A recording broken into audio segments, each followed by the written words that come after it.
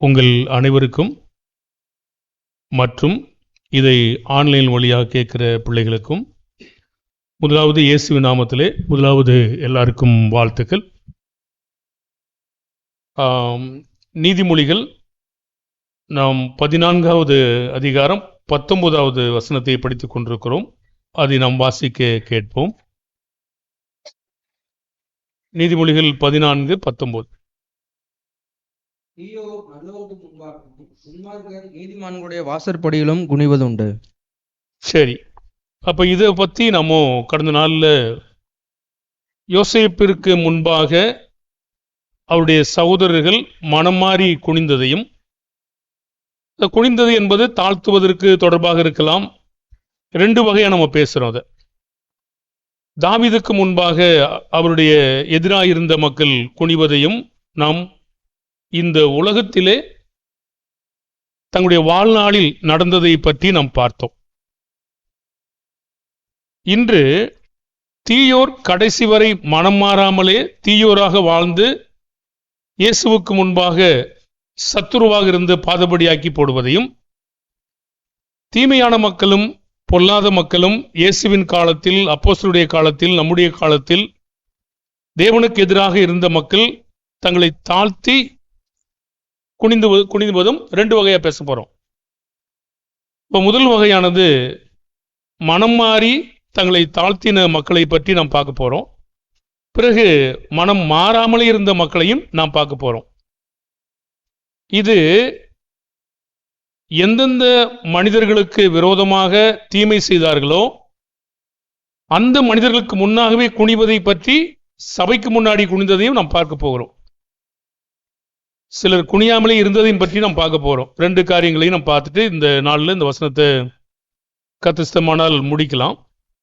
முதலாவது, இயேசுவினுடைய காலத்திலும் அப்போஸ்தலருடைய காலத்திலும் மனம் மாறி தேவனுக்கு எதிராக இருந்தவர்கள், மோசையினுடைய காலத்திலிருந்து, பிதாக்களுடைய காலத்திலிருந்து எதிராக இருந்தவர்கள் தங்களை தாழ்த்தி வந்ததை குறித்து, நம்மை போன்ற தாழ்த்தினதை பற்றியும் நாம் பார்க்கலாம் மேலோட்டமாக. மத்தேயு 3ஆம் அதிகாரம் 5, 6, 7. மத்தேயு 3, 5, 6, 7. அப்பொழுது எருசலேம் நகரத்தாரும் யூதேயா தேசத்தார் அனைவரும் யோர்தானுக்கு அடுத்த சுற்றுப்புறத்தார் யாவரும் அவனிடத்திற்கு போய் தங்கள் பாவங்களை அறிக்கையிட்டு யோர்தான் நதியில் அவனால் ஞானஸ்நானம் பெற்றார்கள். பரிசேயரிலும் சதுசேயரிலும் அநேகர் தன்னிடத்தில் ஞானஸ்நானம் பெறும்படி வருகிறதை அவன் கண்டு, விரியன் பாம்பு குட்டிகளே, வருங்கோபத்துக்கு தப்பித்துக் கொள்ள உங்களுக்கு வகை காட்டினவன் யார்? சரி, இங்கே யோவான் சானகன் இயேசுவுக்கு முன்னாக அனுப்பப்படுகிறார். அப்படி அனுப்பப்பட்ட யோவான் சானகனுக்கு முன்னாக சில மக்கள் தங்களை தாழ்த்தி தங்களுடைய பாவங்களை அறிக்கையிட்டதை பற்றி இங்கே பேசப்படுகிறது. இப்ப பாவங்களை அறிக்கையிட்ட மக்கள் தங்களை தாழ்த்தி கிறிஸ்துவனுடைய ராஜ்யத்தில் பிரவேசிப்பதற்கு ஆயத்தமாக இருக்கிறதை பற்றி நாம் பார்க்க முடியும். சில மக்கள் தங்களுடைய வாழ்க்கையிலே அவர்கள் தேடாமல் இருந்ததையும் பார்க்க போகிறோம். லூக்கா 7ஆம் அதிகாரம் 29, 30. லூக்கா 7ஆம் அதிகாரம் 29, 30.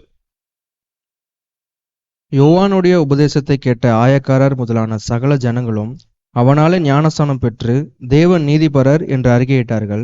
பரிசேயரும் நியாயசாஸ்திரிகளுமோ அவனாலே ஞானஸ்நானம் பெறாமல் தங்களுக்கு கேடு உண்டாக தேவனுடைய ஆலோசனையை தள்ளிவிட்டார்கள். சிலர் தள்ளிட்டாங்க, சிலர் அதை ஏற்றுக்கொண்டு தீயவங்களா வாழ்ந்த பொல்லாதவங்களா இருந்த மக்கள், நம்மை போன்று கொருந்து சபையாரை போன்று அவர்கள் குனிந்து விட்டார்கள். இயேசுடைய காலத்திலும் சில மக்கள் ஏற்றுக்கொண்டார்கள், சிலர் ஏற்றுக்கொள்ளவில்லை. யோவான் 8ஆம் அதிகாரம் 45 47 வரைக்கும். நான் உங்களுக்கு சத்தியத்தை சொல்லுகிறபடினாலே நீங்கள் என்னை விசுவாசிக்கிறதில்லை. என்னிடத்தில் பாவம் உண்டென்று உங்களில் யார் என்னை குற்றப்படுத்தக்கூடும்? நான் சத்தியத்தை சொல்லியிருக்க நீங்கள் ஏன் என்னை விசுவாசிக்கிறதில்லை? தேவனால் உண்டானவன் தேவனுடைய வசனங்களுக்கு செவி கொடுக்கிறான்.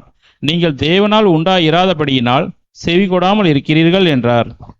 சரி, அப்ப யோவான் 8ஆம் அதிகாரம் 45 47 வரைக்கும் தேவனால் உண்டானவர்களையும் தேவனால் உண்டாகாதவர்களையும் எப்படி தேவன் பிரித்து காட்டினார்னா, செவி கொடுக்கிற மக்கள் இருந்தாங்க, செவி கொடாத மக்களும் இருந்தாங்க. இதையே நம்ம ரெண்டையும் பார்த்துட்டு வர்றோம். செவி கொடுக்கிறவங்களையும் செவி கொடுக்காதவங்களையும் ஏன் பார்த்துட்டு வரோம்னா, அவங்களும் ஒரு நாள்ல இயேசுனுடைய பாதபடிக்கு கொண்டு வருவாங்க.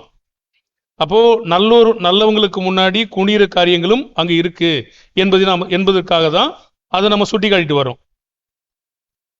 அப்ப இப்படிப்பட்ட இந்த காட்சியானது நமக்கு நல்ல அர்த்தம் கொடுக்கக்கூடியதா இருக்கும்.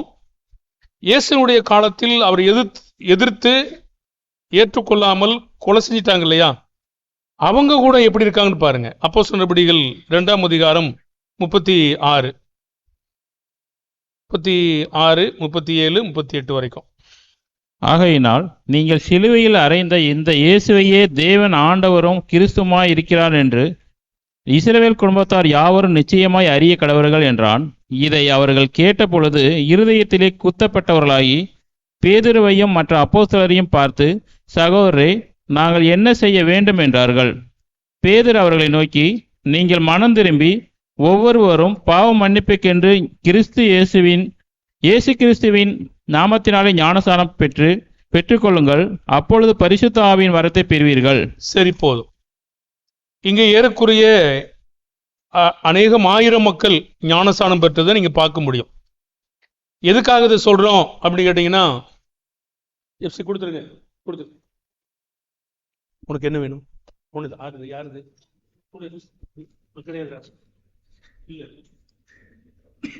அப்ப இயேசு கிறிஸ்துவுடைய நாட்கள்ல அவரை எதிர்த்து நின்ற, கொலை செய்த மக்களுக்கு முன்னாடி அவர் பேசுறார். இவங்க இப்பொழுதுதான் குனிய ஆரம்பிச்சாங்க பாருங்க. அதுக்கு முன்னாடி அவங்களுக்கு குனிவதற்கு விருப்பம் இல்லை. நல்லவராகிய இயேசு கிறிஸ்துவுக்கு முன்னாடி பிதா ஒருவர்தான் நல்லவர். ஆனால் நீதிமானுக்காக ஒருவேளை மரிப்ப துணிவான், நல்லவனுக்காக ஒருத்தர் மரிப்பாங்க. அப்போ ரோமர்ல அதை வாசிக்கிறோம். அப்ப இயேசு கிறிஸ்துவுக்கு முன்னாக அன்றைக்கு குனிவதற்கு அவங்க மறுத்துட்டாங்க. ஆனா இந்திய நாள்ல அவங்க அதை தாழ்த்துவதற்கு மனமுந்து வந்தாங்க. ஏறக்குறைய 3000 பேர் ஞானசானம் பெற்றாங்க. இது மோசையினுடைய காலத்திலிருந்து சந்ததியா தொடர்ந்து வந்துகிட்டு இருக்கு. சரி, இப்போ நம்ம இன்னும் ஒரு கருத்தையும் நம்ம பார்க்க போறோம். என்ன கருத்தை பார்க்க போறோம்னா, நீதிமான்களாகிய நல்லோர்களாகிய சபையாருக்கு முன்னாடி யாராவது இப்படி தாழ்த்தி குனிஞ்சிருக்காங்களா? அவங்களுக்கு விரோதமா ஏதாவது பாவம் செஞ்சிருக்காங்களா? அப்படி ஏதாவது நடந்திருக்கிறதா? அதையும் நம்ம பார்க்க போறோம். எப்படி அவங்க குனிய பண்றது, அதுக்கு தேவனுடைய விதிமுறை எப்படி இருந்திருக்கிறதுன்னு பாருங்க. அப்போ உங்களுக்கு அது ஆச்சரியமா இருக்கும். 1 கொரிந்தியர் 5ஆம் அதிகாரம் 1, 2. உங்களுக்குள்ளே விபசாரம் முன்னென்று பிரசித்தமாய் சொல்லப்படுகிறது. ஒருவன் தன் தகப்பனுடைய மனைவியை வைத்துக் கொண்டிருக்கிறானே, அது அஞ்ஞானிகளுக்குள்ளும் சொல்லப்படாத விபசாரமாய் இருக்கிறது. இப்படிப்பட்ட காரியம் செய்தவனை நீங்கள் உங்களை விட்டு நீக்காமலும் துக்கப்படாமலும் இருமாப்படைந்திருக்கிறீர்கள். சரி, இப்போ சபையார் நீதிமான்கள், சபையார் நல்லவர்கள், இவர்களுக்கு முன்பாக இந்த தீய மக்கள், புளித்து போன மக்கள், பொல்லாத மக்கள் குனிந்திருக்காங்களா என்று பார்த்தீங்கன்னா, இவங்களை இப்போ தேவன் நடவடிக்கை எடுக்க விரும்புகிறார். என்ன நடவடிக்கை எடுக்க விரும்புகிறார்னா, அதுக்கு ஒரு விசித்திரமான காரியத்தை தேவன் செய்கிறார். பழைய ஏற்பாட்டில் அது போன்ற காரியங்கள் நிறைய இருக்கு. இயேசுவுக்கு பிதா செய்த காரியங்கள் இருக்கிறது. இயேசு தம்முடைய அப்போஸ்தலருக்கு செய்த காரியமும் இருக்கிறது. இது இன்றைய நாட்களில் சபையிலும் நடந்திருக்கிறதை நீங்கள் பார்க்கிற பொழுது நீங்க ஆச்சரியப்படுவதற்காக அது ஒன்றுமில்லாமல் கூட இருக்கலாம். சரி, இவனை நீக்குவதற்கு அவங்க துக்கப்படுவதற்கோ விரும்பல. இப்போ இவனை குனிய பண்ணணும் இல்லையா? குனிய பண்றதுக்கு என்ன நடவடிக்கை எடுக்கிறாங்க பாருங்க. இந்த தீயவான புளித்து போன இந்த மனிதனை, பொல்லாத மனிதனை இப்போ சபைக்கு முன்னாடி அவர் பொல்லாப்பு செஞ்சிட்டாரு. இது யாரெல்லாம் துக்கப்படுத்தியிருக்கோம்? அப்போஸ்தலரை மட்டுமா இல்ல சபையாரையுமா? அப்போஸ்தலர் மட்டும் இல்ல, சபையாரையும் சேர்த்துதான் துக்கப்படுத்தியிருக்கோம். அப்போஸ்தலருக்கு மட்டும் அவன் குனியறது நல்லா இருக்காது, சபையாருக்கும் முன்னாடி அவன் குனியறது தான் சிறப்பா இருக்கும். அதுதான் மேன்மையான கருத்து. அப்போ நீதிமான்களுக்கு முன்னாடியும் நல்லவங்களுக்கு முன்னாடியும் அவன் குனியணும்னா சாதாரணமா நடந்துராது. எப்படி தேவன் நடக்கும்படி செய்கிறார் என்பதை நீங்க பாருங்க. 1 கொரிந்தியர் 5ஆம் அதிகாரம் 4, 5. நீங்களும் என்னுடைய ஆவியும் நமது கர்த்தராகிய இயேசு கிறிஸ்துவின் அதிகாரத்தோட கூடி வந்திருக்கையில், அப்படிப்பட்டவனுடைய ஆவி கர்த்தராகிய இயேசு கிறிஸ்துவின் நாளிலே ரட்சிக்கப்படும்படி மாம்சத்தின் அழிவுக்காக நம்முடைய கர்த்தராகிய இயேசு கிறிஸ்துவின் நாமத்தினாலே அவனை சாத்தானுக்கு ஒப்புக் கொடுக்க வேண்டும் என்று தீர்ப்பு செய்கிறேன். சரி, இப்போ இந்த மனிதனை இருமாப்படைஞ்சிருக்கிறாங்க, நீக்கல. இப்போ அவன் அவங்க சபையாருக்கு முன்னாடியும் அப்போஸ்தலருக்கு முன்னாடியும் குனியணும் அல்லது தாழ்த்தணும், ஏதோ ஒரு வழி நடக்கணும். காரணம், அவனுடைய மாம்சம் சிந்தை அழியணும் அப்படிங்கிறது தேவனுடைய விருப்பம். இப்போ அதுக்காக என்ன செய்தாங்கன்னா, இவங்க எது ஒன்று பறிக்கவோ எது செய்யவோ விரும்புறதை காட்டிலும் அவனை சாத்தானுக்கு ஒப்பு கொடுக்க தீர்ப்பு செஞ்சிட்டாங்க. இப்போ சபையாரா சேர்ந்து அப்போஸ்தலரோடு சேர்ந்து இந்த வேலையை அவங்க செஞ்சிட்டாங்க. யார் என்ன செஞ்சிட்டாங்கன்னா, சாத்தானுக்கு ஒப்பு கொடுத்துட்டாங்க. ஏன் சாத்தானுக்கு ஒப்பு கொடுத்தாங்க அப்படின்னு பார்த்தீங்கன்னா, அவன் புளித்து போன ஒரு மனிதனாக இருந்தான். இந்த புளித்து போன மனிதனை இங்கே வச்சிருந்தா என்ன ஆகும்னு கேட்டிங்கன்னா, சபை முழுதும் பாழாயிடும். சபை முழுதும் என்ன கேட்டிங்கன்னா பிசைந்த மாவு. இப்போ பிசைந்த மாவு நீதிமான்கள். அப்போ இந்த நீதிமான்களை இவன் என்ன செய்வான்னா புளிப்பாக்கிடுவான். இப்போ புளிப்பாக்கணும்னா இந்த புளிப்பு திரும்ப நீதிமான் ஆகணும். நீதிமான் ஆகணும்னா இவன்ட்ட யார்கிட்ட போயிடணும்? சாத்தான்ட்டு போயிடணும். பாருங்க, எதுக்கு சாத்தான்ட்ட போய் கொடுக்கணும்? பாருங்க, அவனுக்கு சாத்தானுக்கு யார் ஒப்பு கொடுத்தது? சபையாரும் பவுலும் சேர்ந்து.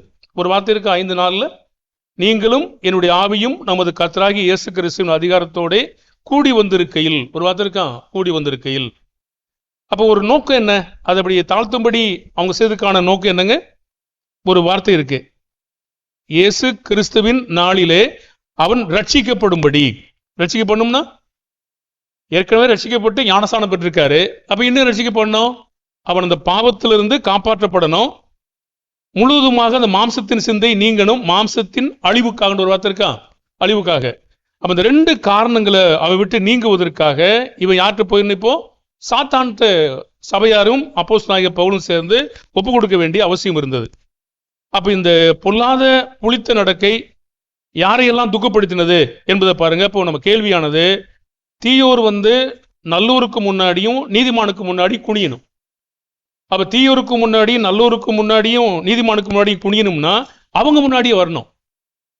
வேற எங்கேயுமே குனியக்கூடாது.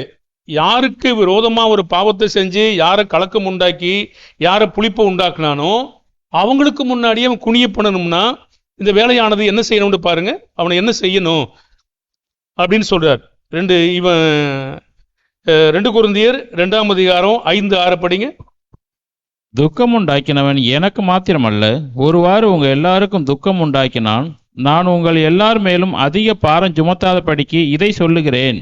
அப்படிப்பட்டவனுக்கு அநேகரால் உண்டான இந்த தண்டனையே போதும். இது அந்த 5ஆம் அதிகாரத்தில் உள்ள மனிதனை பற்றி தான் பேசுறாரு. துக்கம் உண்டாக்கினவன் எனக்கு மாத்திரமல்ல, அது அப்போஸ்தலருக்கு, ஒருவாறு உங்கள் எல்லாருக்கும் துக்கம் உண்டாக்கினான். இப்போ நான் உங்கள் எல்லார் மேலும் அதிக பாரம் சுமத்தாதபடி சொல்லுகிறேன். அப்படிப்பட்டவனுக்கு அநேகரால் உண்டான தண்டனையே போதும்ன்றார். கேள்வி, இந்த பொல்லாத புளித்த நடக்கவில்லவனுக்கு இந்த நீதிமான்கள், பரிசுத்தவான்கள், நல்லோர்கள் அநேகர் சேர்ந்து என்ன தண்டனை கொடுத்தாங்க? தண்டனையோட நோக்கம் என்ன? அப்ப இவங்க என்ன தண்டனை கொடுத்து எதுக்காக தண்டனை கொடுத்தாங்கன்னு பார்த்தீங்கன்னா 5ஆம் அதிகாரம் 4-5 ஏற்கனவே படிச்சிட்டீங்க. எதுக்குன்னு கேட்டீங்கன்னா, இயேசு கர்த்தராகி இயேசு கிறிஸ்துவின் நாளிலே ரட்சிக்கப்படும்படி, மாம்சம் அழிந்து போறதுக்காக சாத்தானுக்கு ஒப்பு கொடுத்ததுதான் தண்டனை. வேற என்ன தண்டனை? 1 கொரிந்தியர் 5ஆம் அதிகாரம் 11வது வசனம். இது ஒப்பு கொடுத்தாச்சு இல்லையா? அடுத்த கட்ட நடவடிக்கை வேற என்ன செஞ்சாங்க? நான் உங்களுக்கு எழுதினது என்னவென்றால், சகோதரன் எண்ணப்பட்ட ஒருவன் விபச்சாரக்காரனாவது, பொருளாசைக்காரனாவது, விக்கிரதனைக்காரனாவது, உதாசீனாவது, வெறியனாவது, கொள்ளைக்காரனாவது இருந்தால் அவனோட கலந்திருக்க கூடாது. அப்படிப்பட்டவனோட கூட புசிக்கவும் கூடாது. சரி, அப்போ சாத்தானுக்கு ஒப்பு கொடுத்தல் என்று ஒரு கருத்து இருக்கிறது. எப்படி ஒப்பு கொடுத்துருக்காங்க, அதுக்காக என்ன செய்கை செய்தாங்கன்னு கேட்டீங்கன்னா, அவங்களோட கலந்திருக்கவும் இல்லை, அப்படிப்பட்டவனோடு புசிக்கவும் இல்லை. அவனோடு கலந்துராததும் அப்படிப்பட்டவனோடு புசியாது இருந்ததும் அவனை என்ன செய்ய ஏது உண்டாக்கினது? நாம நினைக்கிறோம், சாத்தானுக்கு ஒப்பு கொடுத்தா அவனோடு கலந்து இல்லைன்னா, அவனோடு அப்போ சாப்பிடலைன்னா சபையை விட்டு போயிடுவானோ அப்படின்னு ஒரு நினைக்கிறோம். நாம ஓடி போயிடுமோ, காணாம போயிடுமோ. தேவனுடைய வழிமுறைகளை விட மனிதனுடைய வழிகள் மேன்மையானது கிடையாது. தேவன் என்ன சொல்றாருன்னா, அப்படிப்பட்ட மக்களோடு கலந்திருக்கவும் கூடாது, அப்படிப்பட்டவனோடு கர்த்தருடைய பந்தியை சாப்பிடவும் கூடாது. அவனை கர்த்தர் யார் என்று சொல்றாரு பாருங்க, 5ஆம் அதிகாரம் 13ஆம் வசனத்துல. அவன் தான் தீயோன். புறம்பே இருக்கிற குறித்து தேவனை தீர்ப்பு செய்வார். ஆகையால் அந்த பொல்லாதவனை உங்களை விட்டு தள்ளி போடுங்கள். சரி, அப்ப என்ன சொல்றாரு? அவன் அந்த பொல்லாதவன். பாருங்க, அப்போ சாத்தானுக்கு ஒப்பு கொடுத்தவனுடைய நடவடிக்கை என்னன்னா, அவனோட கலந்திருக்கவும் இல்லை, அவனோட சாப்பிடவும் இல்லை, அதாவது அப்பம் புசிக்கல, அவனை விட்டு தள்ளி வச்சிட்டாங்க. இப்போ இது அவனை மாத்தினதா மாத்தலையா, குனிய பண்ணதா பண்ணலையா, இதுதான் கேள்வி. ஆனா நாம என்ன நினைக்கிறோம்? நம்ம பிள்ளைகளுக்கு இந்த மாதிரிலாம் சுதந்திரத்தை பறிச்சுட்டா பிள்ளை விட்டு விட்டு ஓடிடுமோ, இல்லை ஏதாவது காணாம போடுமோ, தற்கொலை பண்ணிடுமோ நாம நினைக்கிறோம். தேவன் என்ன சொல்றாரு? அவனோடு நீங்க கலந்துருக்க கூடாது, அப்பவும் சாப்பிடக்கூடாது, அவனை தள்ளி வச்சிருந்தாரு. அப்ப தள்ளி வைக்கிறவனோட இருக்கும்போது எப்படி இருப்பான்? தனித்து விடப்படுவான். அப்ப தனித்து விடப்படும் போது அவனுக்கு வெறுப்பாயிடாதா? வெறுப்பாதான் ஆகும். வெறுப்பான என்ன செய்யணும்? அவன் உணர்ந்து கொள்ள வேண்டும், உணர்ந்து கொள்ள வேண்டும். இது அநேகரால் உண்டான தண்டனையா இல்லையா? தண்டனை, அநேகரால் உண்டான தண்டனை. அந்த தண்டனை என்னன்னா, அவனை சாத்தானுக்கு ஒப்பு கொடுத்ததுதான் அந்த தண்டனை. அவனை அது மனம் மாற்றிச்சா இல்லையா? 2 கொரிந்தியர் 2ஆம் அதிகாரம் அவனை மன்னித்து என்ன செய்ய சொல்றாருங்க? 2ஆம் அதிகாரம் நீங்க 3ல இருந்து 2 வசனம் படிச்சுக்கீங்க. இன்னும் கீழே படிங்க, 4, 5 படிங்க தொடர்ந்து. 2 கொரிந்தியர். ஆதலால் 7ஆம் வசனம், நான் 5, 6 படிச்சாச்சு. 7 ஆதலால் அவன் அதிக துக்கத்தில் அமிழ்ந்து போகாதபடிக்கு நீங்கள் அவனுக்கு மன்னித்து ஆறுதல் செய்ய வேண்டும். அந்தபடி உங்கள் அன்பை அவனுக்கு காண்பிக்கும்படி உங்களை வேண்டிக் கொள்ளுகிறேன். நீங்கள் எல்லாவற்றிலையும் கீழ்ப்படிந்திருக்கிறீர்களோ என்று உங்களை சோதித்தறியும்படி இப்படி எழுதினேன். எவனுக்கு நீங்கள் மன்னித்திருக்கிறீர்களோ அவனுக்கு நானும் மன்னித்திருக்கிறேன். மேலும் எதை நான் மன்னித்திருக்கிறேனோ அதை உங்கள் நிமித்தம் கிறிஸ்துவனுடைய சன்னிதானத்திலே மன்னித்திருக்கிறேன். சாத்தானாலே நாம் மோசம் போகாதபடிக்கு அப்படி செய்தேன். அவனுடைய தந்திரங்கள் நமக்கு தெரியாதவைகள் அல்லவே. ரைட்டு. இப்போ அவனை மனந்திருந்தாத ஒருத்தனை அவங்க மன்னிச்சிருப்பாங்களா? கண்டிப்பா மன்னிச்சிருக்க மாட்டான். தள்ளி வைத்த சபையாரும் பவுலும் சேர்ந்து செய்த வேலையை, நிச்சயமாகவே சாத்தானுக்கு ஒப்பு கொடுத்த இந்த வேலையை மனம் திரும்பாம அவங்களுக்கு மன்னிக்கும்படி பவுல் கண்டிப்பா நினைச்சிருக்க மாட்டாரு, கேட்டிருக்க மாட்டார். ஒருவேளை நமக்கு அது பதிவுல இல்லாம இருக்கலாம். நிச்சயமா மன்னித்து ஆறுதல் செய்யுங்கள் என்று சொன்னால், அன்பை காட்டுங்கள் என்று சொன்னால், அவன் புளித்த மாவோடு இருந்திருக்க மாட்டான். புளிப்பான என்ன ஆயிடும்? திரும்பவும் புளிச்சு போயிடும். இப்போ புளித்த மாவை கொண்டு வந்து மறுபடியும் புளிப்பான செய்யுங்க, கொண்டு வாங்கன்னு சொல்ல மாட்டாரு. இப்போ மன்னிக்கும்படி ஒரு விதிமுறை நீங்க வேதத்துல பாத்தீங்கன்னா, திருந்தாத ஒருவனை மன்னித்தது மாதிரி என்ன செய்ய முடியாது, எங்குமே பார்த்திருக்க முடியாது. அப்படியானா இந்த வேலை நல்ல வேலை செஞ்சிருக்கா? நல்ல வேலை செஞ்சிருக்கு. கேள்வி என்னன்னா, இவன் தீயோராய் இருந்த நாட்கள் இருந்து சபையாரை துக்கப்படுத்தினான், பவுலையும் துக்கப்படுத்தினான். அவன் இப்பொழுது அவங்களுக்கு முன்னாடி குனியும்படி தேவன் செய்தாரா இல்லையா? செய்தார். பாருங்க, வேற யாருக்கு முன்னாடி குனியக்கூடாது, அவங்களுக்கு முன்னாடி தான் அவன் குனியணும். அவங்க தான் அவனை ஏற்றுக்கொள்ளணும். குனியாம ஏற்றுக்கொள்ள மாட்டாங்க, அது தாழ்த்தாம நம்ம பாஷையில ஏற்றுக்கொள்ள மாட்டாங்க. அப்போ தாழ்த்தலைன்னா தாழ்த்துவதற்கான வழி இதுவும் ஒரு வழி. இன்னொரு உதாரணத்தை உங்களுக்கு சொல்றேன். 1 தீமோத்தேயு 1ஆம் அதிகாரம் 19, 20.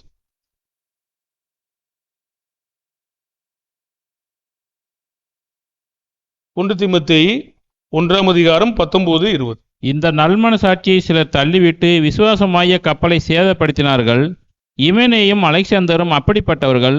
அவர்கள் தூசியாதபடி சிட்சிக்கப்பட அவர்களை சாத்தானிடத்தில் ஒப்பு கொடுத்தேன். பாருங்க, இவங்க செஞ்ச வேலை என்ன? நல் மனசாட்சியை தள்ளிட்டாங்க. விசுவாச கப்பலை சேதப்படுத்திட்டாங்க. நிச்சயமா இவங்க தவறான ஒரு டாக்டரின்ல இருக்கிறாங்க. இவங்க பேரை கூட கர்த்தர் சொல்லிட்டாரு. இமெனேயும் அலெக்சாந்தரும் அப்படிப்பட்டவர்கள். கேள்வியானது, இவங்களை நாசமா போட்டு விட்டுட்டாரா?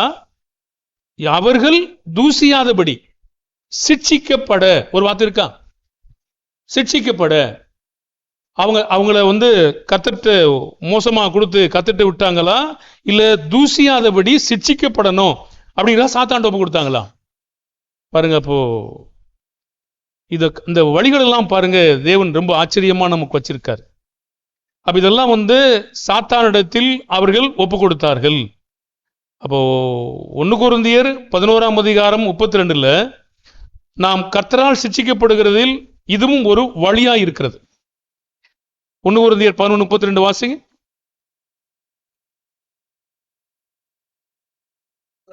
ஆக்கினைக்குள்ளாக தீர்க்கப்படாதபடிக்கு கர்த்தராலே சிட்சிக்கப்படுகிறோம். அப்ப கர்த்தருடைய பிள்ளைகள் இந்த மாதிரி ஒரு மோசமான தவறுகளை செய்கிற பொழுது, ஒரு தவறான டாக்டரில் இருக்கும் பொழுதோ, அல்லது விபச்சாரம் பண்ணும் பொழுதோ, அல்லது வெறியனாய் இருக்கிற பொழுதோ, நிறைய பாவங்கள் இருக்கு இல்லையா? ஒரு விபச்சாரக்காரனாவது, பொருளாசைக்காரனாவது, விக்கிரகாராதனைக்காரனாவது, உதாசீனாவது, வெறியனாவது, 5:11 1 ஒரு 5:11 வெறியனாவது, கொள்ளைக்காரனாவது இருந்தால் அவனோட செய்யக்கூடாது, கலந்துருக்க கூடாது, புசிக்கவும் கூடாது. இன்னொரு பாவம் உங்களுக்கு யாருக்கா தெரியுமா? சபையின் ஐக்கியத்திலிருந்து விலக்கி வைக்க வேண்டிய பாவத்தில் இன்னொரு பாவம் தெரியுமா உங்களுக்கு? வேலை செய்யாம சோம்பேறியா இருக்கிற மனுஷனுக்கு. ஆச்சரியமா இல்ல?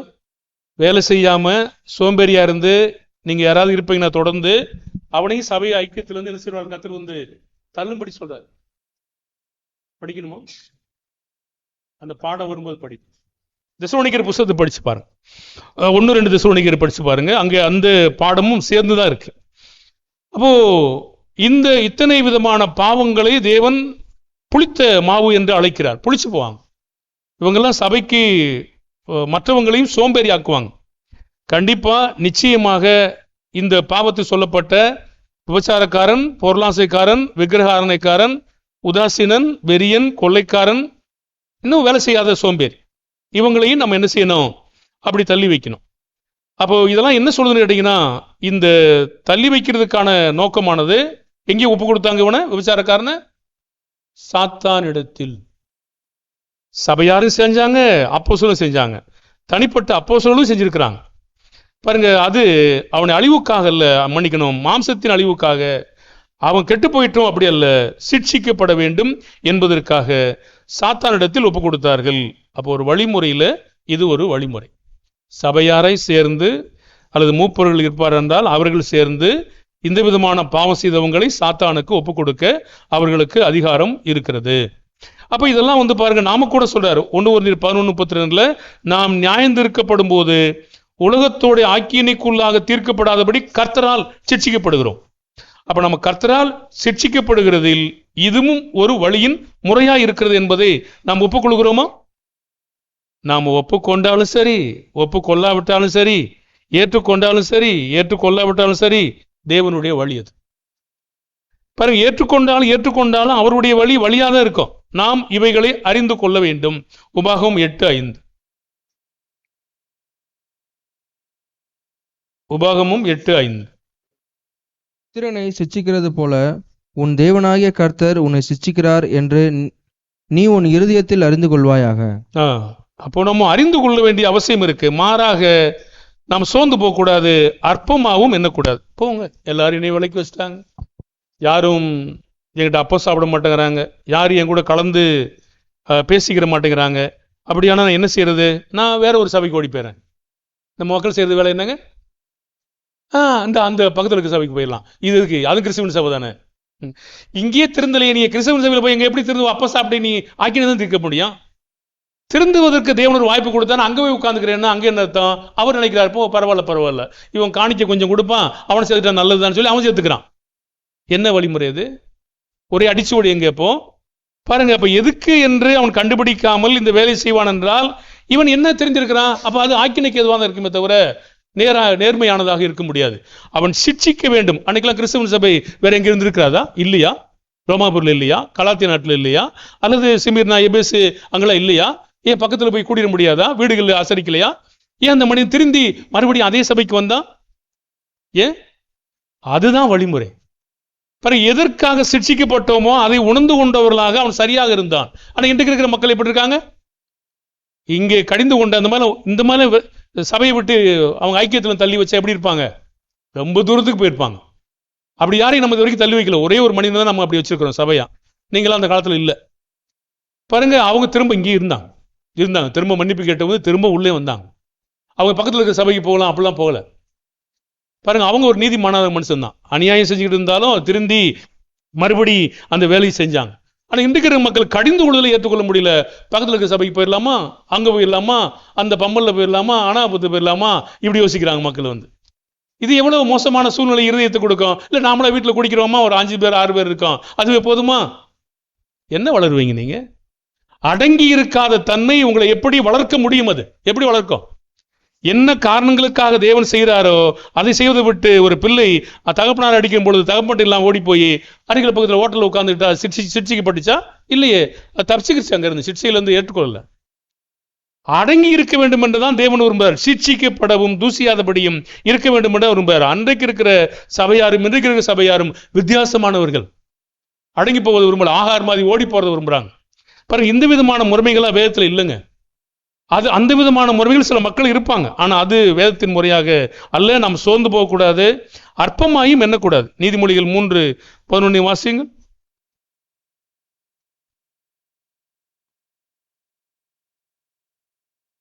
என் மகனே, நீ கர்த்தருடைய சிட்சையை அற்பமாக எண்ணாதே, அவர் கடிந்து கொள்ளும் போது சோர்ந்து போகாதே. சரி, அப்போ கர்த்தருடைய சிட்சையை அற்பமாக எண்ணாதே, கடிந்து கொள்ளும் போது சோர்ந்து போகாதே. பாருங்க, அப்போ இந்த மாதிரி அற்பமா எண்ணுகிற மக்கள் இருக்காங்க. பிடிக்கலன்னா வராம வீட்டில் உட்கார்ந்துக்கிற மக்களும் இருக்காங்க. ஆச்சரியமா இருக்கு. தங்களுடைய ஆத்துமாக்களை சேதப்படுத்துகிற மக்கள். இப்படிப்பட்ட சந்தர்ப்பங்களை நம்ம எப்படி நடந்து கொள்ளணும், நம்ம எப்படி உணர்ந்து கொள்ளணும்? எபிரேயர் 12:9.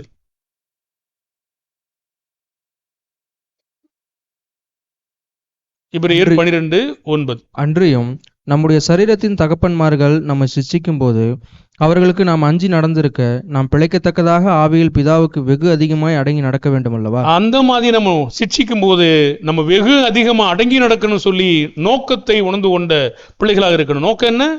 12:10. பரிசுத்தத்திற்கு பங்காளிகளாகும் பொருட்டு அந்த விதமான நோக்கங்களை உணர்ந்து கொண்ட பிள்ளைகளாக இருக்கணும். உணர்ந்து கொள்ளாவிட்டால், பழகாவிட்டாலும், பழகினா எப்படி எண்ணுவோம், பழகலைன்னா எப்படி எண்ணுவோம்? எபிரேயர் 12:11 வாசிங்க.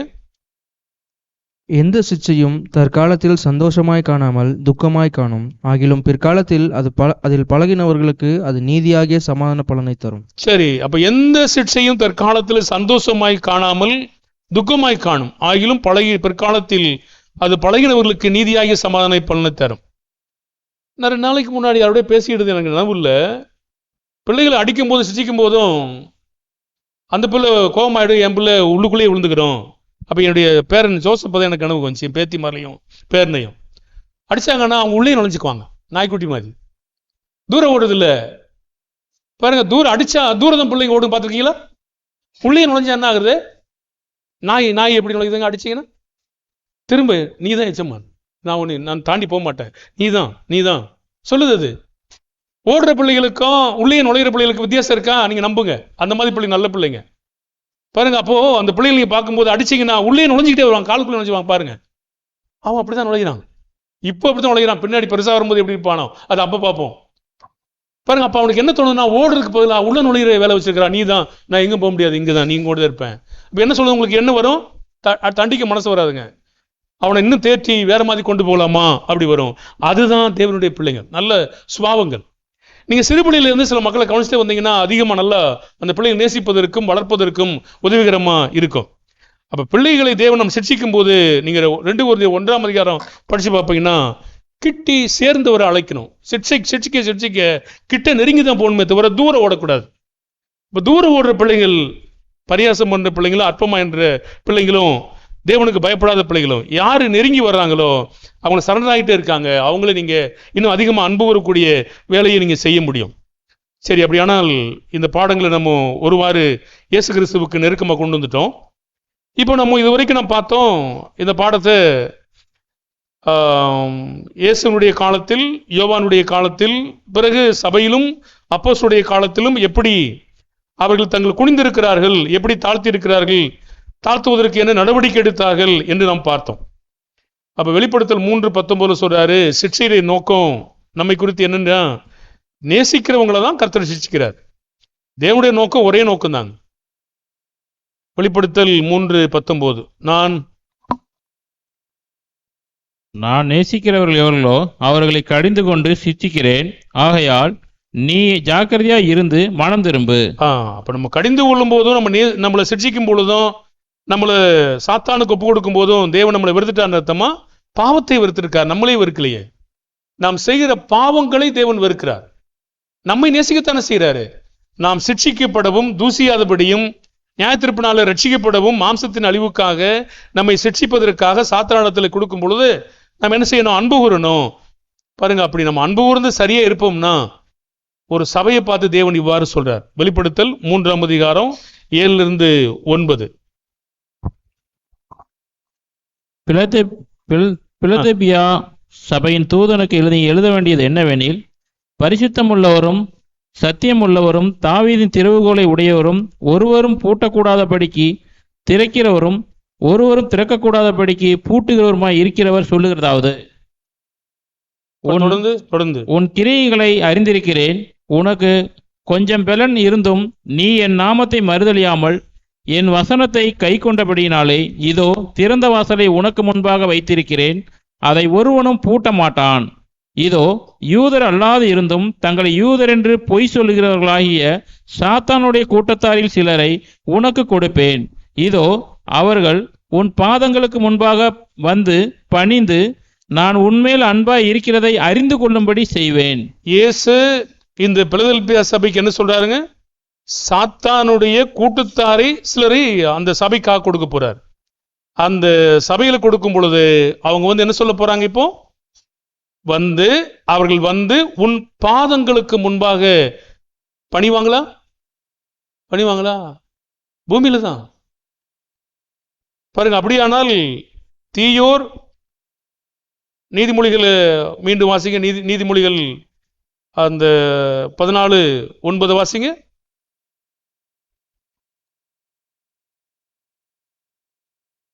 துன்மார்க்கரும் தீயோரும் நல்லோருக்கு முன்னாடி நீதிமன்றங்களுக்கு முன்னாடி வாசப்பட என்ன செய்வாங்க? குனிவாங்க. இந்த வேலை செய்தது யாரு? இயேசுதான். பாருங்க, இங்க செஞ்சுட்டு இருக்கிறது இயேசுதாங்க செஞ்சாரு. அப்ப இயேசுதான் நான் வந்து உனக்கு பணிந்து கொள்ளும்படி பாதத்தின் முன்பாக பணிந்து கொள்ளும்படி செய்வேன்னு சொன்னார். அப்ப இந்த பூமியில தான் அது நடக்கும் சொன்னார். சரி, பணியவே மறுத்துட்டாங்க. அப்ப என்ன செய்ய போறாரு? வெளிப்படுத்தல் 1:7. இப்போ கடைசியில் அதை நம்ம பார்க்க போறோம். மனமே மாறல, இப்ப திருந்தவும் இல்லை. இப்ப கடைசியில் என்ன செய்வார் அவங்கள? இதோ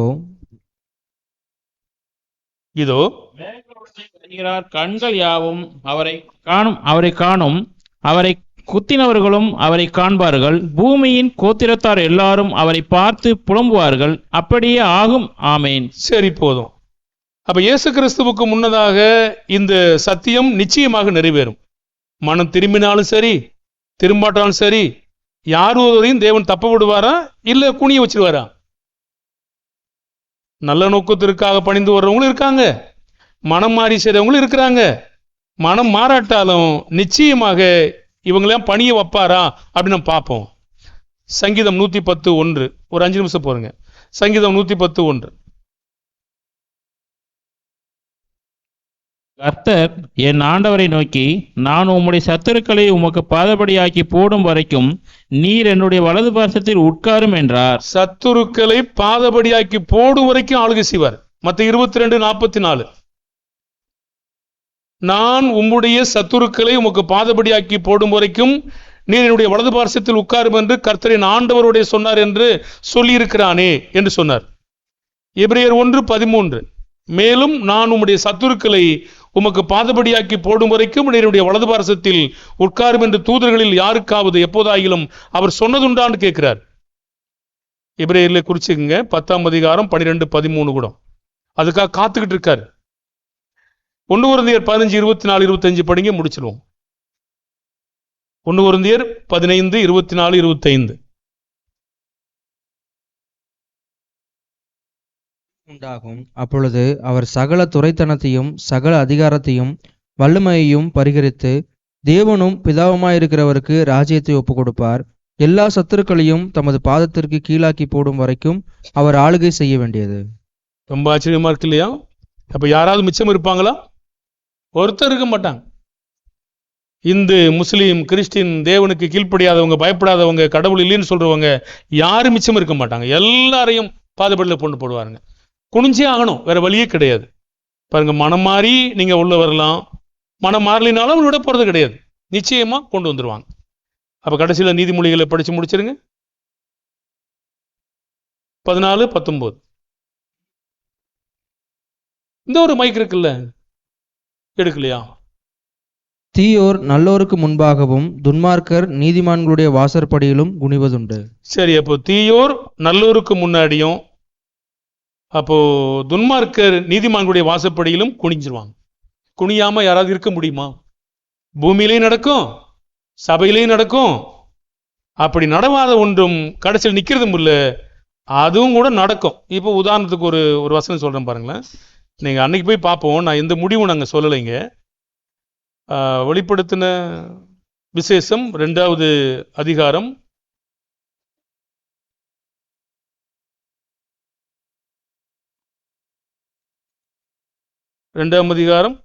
25, 26, 27. உங்களுக்குள்ளதை நான் வருமளவும் பற்றி கொண்டிருங்கள். ஜெயங்கொண்டு முடிவு பரிந்தும் என் கிரிகளை கை கொள்ளுகிறவன் எவனோ அவனுக்கு நான் என் பிதாவின் இடத்தில் அதிகாரம் பெற்றது போல ஜாதிகள் மேல் அதிகாரம் கொடுப்பேன். அவன் இருப்புக்கோளால் அவர்களை ஆளுவான். அவர்கள் மண்பாண்டங்களைப் போல நொறுக்கப்படுவார்கள். சரி, அவங்களாம் யாரா இருப்பாங்க? யாரையோ கொடுக்குறாரா, இல்லை நமக்கு சம்பந்தமானவங்களா இருப்பாங்களா? வேதாகமத்தின் விதிமுறை எப்படி இருக்கு? சம்பந்தமில்லாத ஒன்று கொடுக்க போறாரா, சம்பந்தப்பட்டவங்களை தான் கொடுக்க போறாரா, இல்லை யாருமே நமக்கு சம்பந்தமில்லாத ஒன்று தருவா? நீங்க ஏதாவது நினைக்கிறீங்களா? பாப்பா அன்னைக்கு போய் இது வரைக்கும் பார்த்த வரைக்கும் தொடர்பான ஒன்று தான் இருக்கு வேதத்தில். அப்படியானா இந்த காரியங்களை யாராவது தப்பிச்சு போக முடியுமா? யாருக்கு விரோதமாவது யாராவது ஏதாவது செஞ்சுட்டு இல்லை காணாம பூமியில் இருந்துக்கலாம், ஆனா அங்கே முடியுமா? திருப்பி அவங்களே கொண்டு அவங்களுக்கு கொடுத்தாலும் கொடுக்க முடியும். அன்னைக்கு என்ன பண்ணுவாங்க? என்ன செய்ய முடியும் பாருங்க. இன்னைக்கு எனக்கு தெரியாம இருக்கலாம், தூரம் வச்சிருக்கலாம் என்னையே, ஆனா அன்று இந்த பூமியிலேயே அவங்களுக்கு முன்னாடியே அவங்க தாழ்த்தப்படுறாங்க. யோசேப்புக்கு முன்னாடியே அவங்களுடைய சகோதரர்கள் வந்துட்டாங்க. தாவீதுக்கு முன்னாடியே அவங்க சத்துரு வந்துட்டாங்க. இயேசுவுக்கு முன்னாடியே அவர் எதிர்த்தவங்க வந்துட்டாங்க. இயேசுவுக்கு முன்னாடியே கொலை செஞ்சவங்க வந்துட்டாங்க. சபையாருக்கு முன்னாடியே அவங்களை அவமானப்படுத்தினவங்க வந்துட்டாங்க, கரைப்படுத்தினவங்க வந்துட்டாங்க. இதெல்லாம் நடக்கும்போது அது மட்டும் எப்படி இருக்கும்? அப்போ பயந்தே இருக்கணும். நிச்சயமா அவங்களுக்கு முன்னாடியே இருப்பாங்க, வந்துருவாங்க. வேற இவங்களுக்கு கீழே கொடுக்கப்படுவாங்க. இந்த வெளிப்படுத்த சபையை பார்த்தோம்ல, பிலதெல்பியா சபையில என்ன சொன்னாரு? உன் பாதத்துக்கு முன்னாடி பணிந்து கொள்ளும்படி செய்யணும்னு சொன்னாரு. அது யாரு? அவங்களதான் இருக்கணும், வேற யாரா இருப்பாங்க? பாருங்க, இதெல்லாம் ஒரு ஆச்சரியமான ஒரு காரியமா இருக்கு. தேவனுடைய வழிமுறைகள்லாம் அப்படி இருக்கு. அப்ப இவங்கெல்லாம் பார்த்தீங்கன்னா இதுல இருந்து என்ன விளக்குது நமக்கு?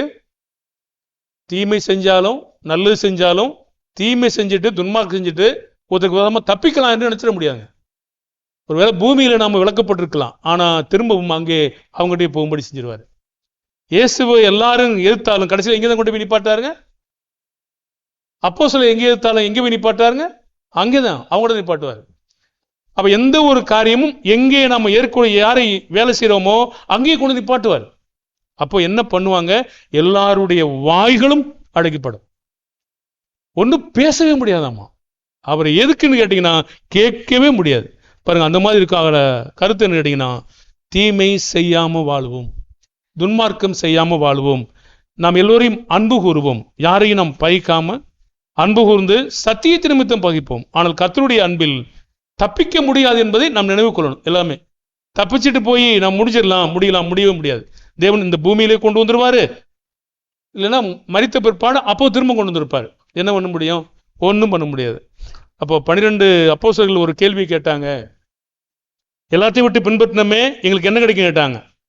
நீங்க 12 பேரும் 12 கோத்திரங்களை உட்கார்ந்து இருப்பீங்க, அவங்களாம் என்ன செய்வீங்க? நீங்க நியாயம் இருக்கிறவங்களா இருப்பீங்கன்றாரு. யார்கிட்ட சொன்னாங்களோ அவங்கள நிப்பாங்களா நிற்க மாட்டாங்களா? பாருங்க, அவங்கள கொடுப்பாரு அவங்களுக்கு. அப்ப என்ன பண்ணுவாங்க? அவங்க இங்கிருந்து தாண்டி தான் இவங்க கணக்கு தான் இயேசுட்ட போகணும். இயேசு கணக்கு தான் பிதாட்ட போகும். பாருங்க, தேவன் அப்படியே வச்சிருக்காரு. ஒரு சபையானது நேரடியா இயேசுட்ட போக முடியாது, நேரடியா இயேசுட்ட பிதாவிட்டையும் போக முடியாது.